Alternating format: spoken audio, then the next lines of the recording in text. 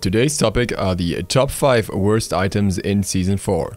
As with every top 5 list, this is obviously somewhat of a personal opinion, and while I think that all these items are so bad that most people will agree here, there will always be the few that think those items are actually really good in specific situations, so I'm just gonna stress again that this is my personal perspective.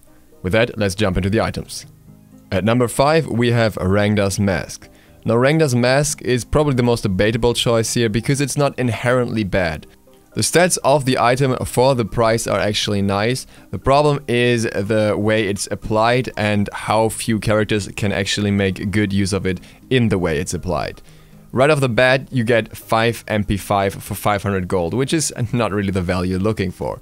The passive in itself is nice, but the problem is that you get the most important stat for the item for the early game last. If the penetration on the item would come at 6 stacks and you had the movement speed along with it, this item would be a lot better. But at 6 stacks you get 7% movement speed and 10% cooldown reduction. As a mage, for example, you can get 10% cooldown reduction and MP5 for 800 gold. You have Sense of Time for that. So why would you want to go for Rangdas? Rangdas can be a nice addition, but really those stats are not worth the extra effort because it's very risky to buy this item, and many other items provide similar stats without being as risky or better stats in the long run.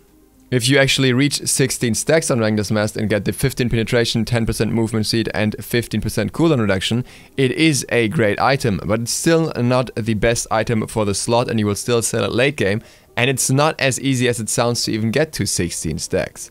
So while the stats on the item are technically good and they would make nice additions for some characters, there are only very few characters who can actually make use of an item that primarily gives you movement speed and cooldown reduction. I've pointed those characters out in another video, and just from the small number of characters, you can tell that this item is really not living up to its expectations.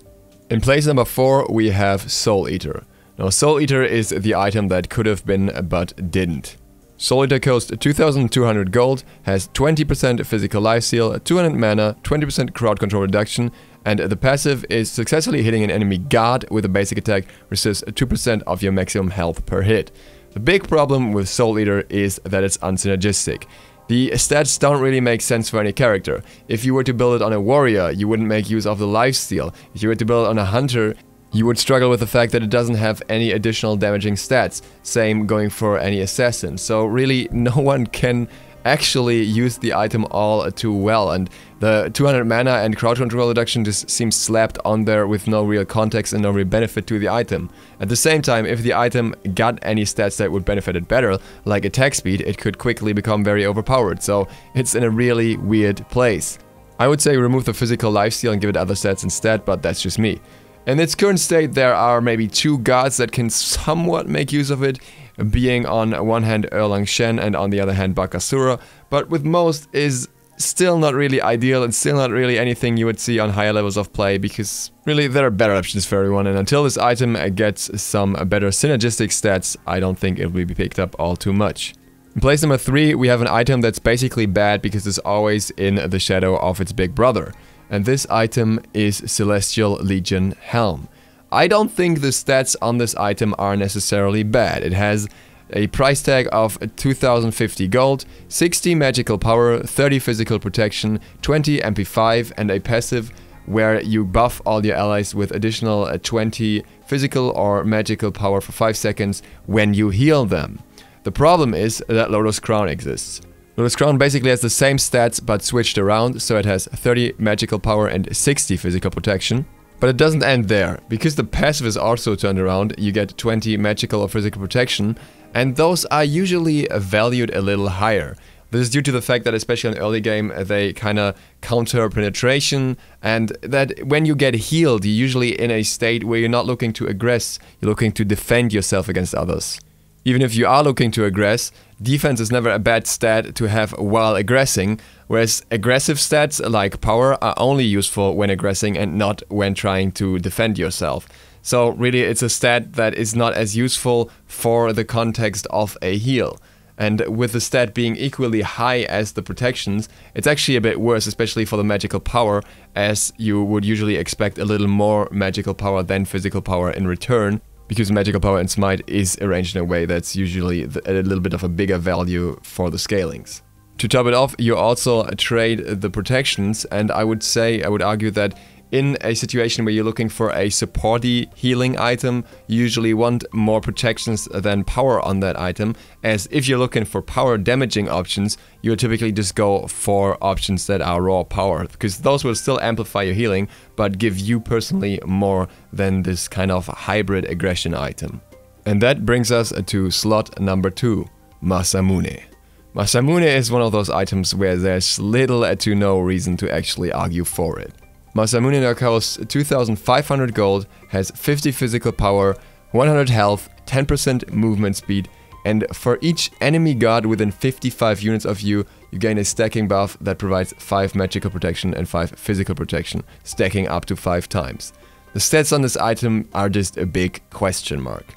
Power is something that you usually want to combine with something like pen or cooldown reduction in order for it to be more suitable for assassins. Movement speed is also decent here. Movement speed is also on Masamune, so those two stats kind of synergize. But then there's 100 health, something that assassins won't make use of, so that indicates that it's more towards a warrior item because no one else can pick it up. But for a warrior item, it doesn't really have the right stats either because it doesn't really have enough defensive stats for that.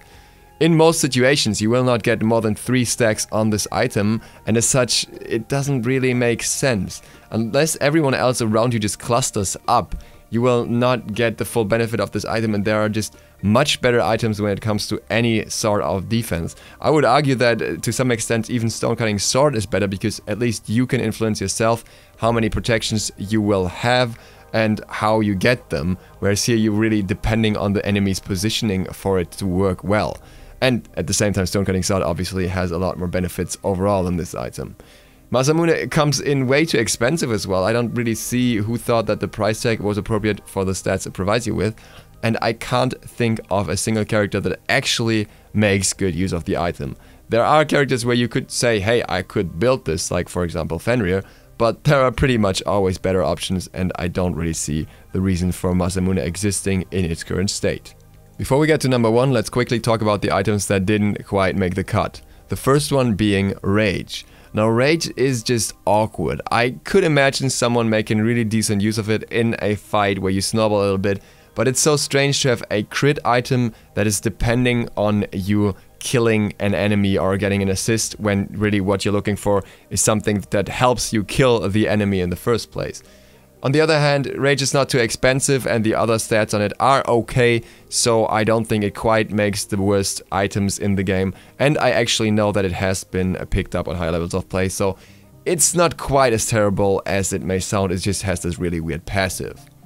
The next one is Spear of the Magus. Spear of the Magus is just such a niche item that so few characters actually make good use of, and it's actually disappointing how often it's still built. There are tick gods that basically can use this item like Anubis, but for the majority of gods, it's just not that good. Another reason why I think it has fallen off is that Spear of Desolation now comes into play as well, and with Spear of Desolation you have a very expensive item that still provides you with penetration, which functions similar to protection reduction, and you personally can get a lot of damage out of that, more than you would get out of Spear of the Magus. Another item is Emperor's Armor, simply because of its generally very weak stats. It has the passive, which can be interesting, but I rarely have seen it being used to full effect. The only one who actually showed what you can do with it was Raffer so far, but even he doesn't pick it up all too often, because usually you just have a better option. And that brings us to number 1, which is, in my opinion, undoubtedly the worst item we currently have in Smite, and I don't see much of a reason to debate over this. And that's Runeforged Hammer. The Runeforged Hammer costs 2,000 gold, which is relatively cheap. It has 40 physical power and 200 health, which is not completely terrible. Now these stats are actually okay, but if you want these stats, you could get something similar like Frostbound Hammer for a similar price and just be much better off. The big problem with Runeforged Hammer is just the ridiculous passive.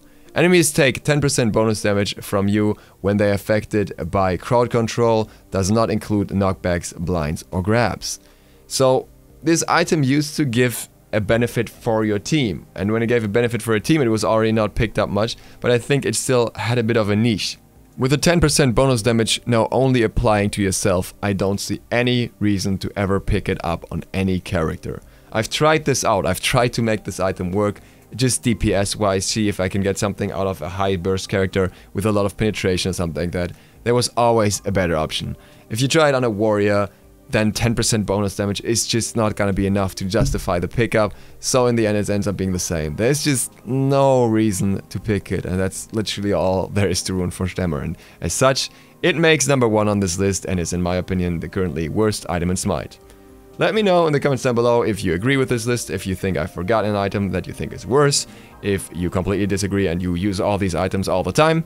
With that, thank you guys for watching. Feel free to subscribe and click that bell if you haven't yet.